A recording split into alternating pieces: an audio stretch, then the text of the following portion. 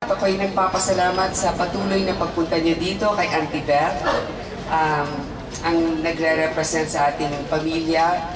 Siyempre si Tita Norma Lim, na matagal na talaga. Pagka nabubusog tayo, madalas dahil sa kanya. Palakpakan natin si Tita Norma. Alam mo, ito yung baliktad eh.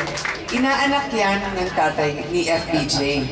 Pero siya lang ang inaanak na nagbibigay sa ninong niya at hindi baliktad.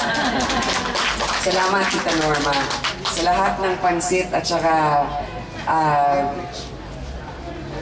sandwiches na ibinibigay niyo at kung ano-ano pa. So ano pa ba? At syempre huwag natin kakalimutan. Pag may problema kayo, kay Boots Katsawa na, siya ang leader ng FPJPM. Palakpakan natin. Si Boots Katsawa lang ang... Tingnan mo, hindi na naman yan magpapakita.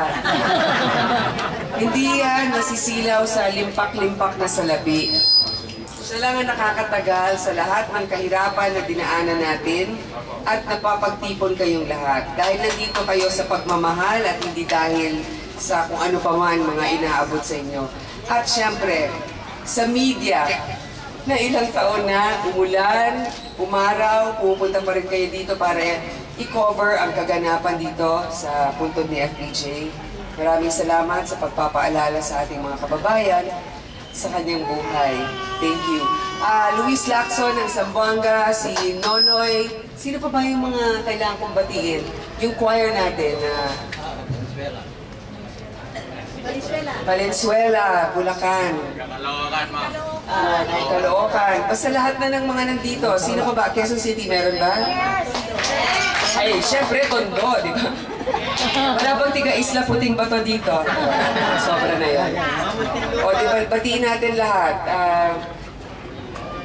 Nako, ang ganda ng writing. Del Fernandez, Pasig City, Arthur de la Cruz, Bulacan. Edwin Camballesa, Muntinlupa City, Luis Lacson, Zamboanga, Ramon Dubas, Valenzuela, Michael Dumabok, Davao Oriental, Emil, Andres, Quezon City, Rolando Tumawis, Amante Versosa, yung ating konsehal ng Bataan, Merly Silverio, Edith Silva, Francis